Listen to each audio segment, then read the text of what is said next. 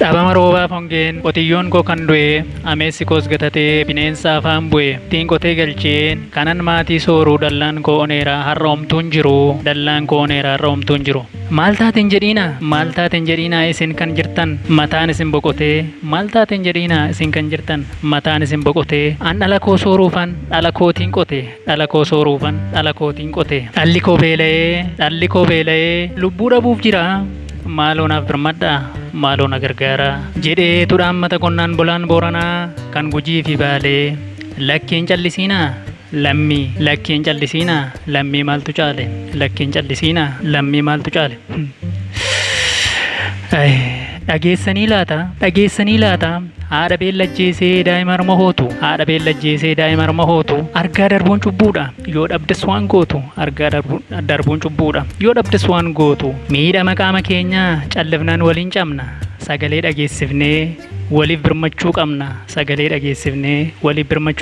lammii keetii beela'u ofii quuftee yoo nyaattu dheechifattee afaa kee beellada kee yoo laattu meenatti minama koo gammachuu siif qabaaree sabni osoo si qabu beelaan lubbuu dhabaare garaatu na raafame eela saba koo laalee maaliif birmannaa dhaba Booranni Gujiif Baalee maaliif birmannaa dhaba Booranni Gujiif Baalee jijjiirama qilleensaan hongeen daangaa darbitee beelli jilmaa yoo fixu mirga lubbuu sarbitee waanan gumaachuu dhabus kiisii kootii fixadhee iyyeen iyya dabarsa ulfa lammii miixadhee kaleessa gaafa tolaa nuun jettanii saba koo har'a akkamiin calliftu argaa jirtuu dhaba koo gurmuun naa birmadhaati naaf dhidhiibaa caba koo jedhanii osoo iyyanii argaa darbuun cubbuudha haa birmannuuf lammii koo beekaa dhimma lubbuudha.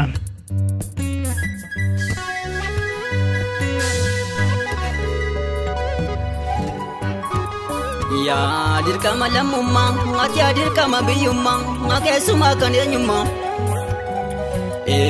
eenyu waraanaa ati eenyutti duula lammiitu caala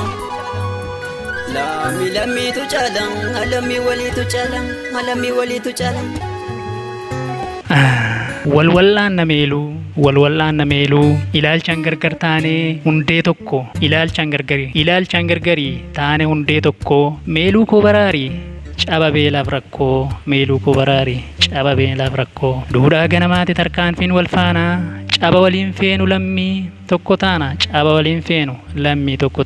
waliin tabba baana utumnee dagalee tabba jiru baana Oromoon kooyiluu kan Arsii fi Baalee rakkoo Gujiif Booranaa kan daangaa Mooyaalee sabni koo gaachana callisee mulaale inni Amboof Jimmaa gonka soba miti salaaleenis dhimmaa ka'aa ol kakaasa lammii wal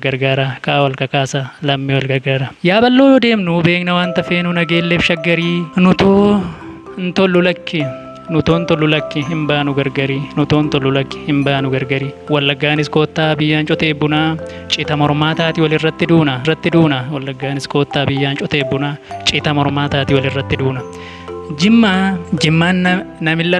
na milladhu biyya abbaa Jifaarii iddoo galma seenaa godan baashee durii xiiqiidhumaan ka'i rakkoo lammii furi Harargeenis koottaa gootota jaalalaa waliin lammii laalla maaf teenya halaala duris ta'ee qaataa godaan haadha geessifnu iyya mabbaata godaannisa lammii mabbaata lafti namaan bareeda lammii ofiitu biyya hunduu akka gargaaruuf haadha geessifnu iyya hunduu akka gargaaruuf har'a geenyee jirra haaboo sabaatiin lakki yaa uumaa koo meeluu sabaa laali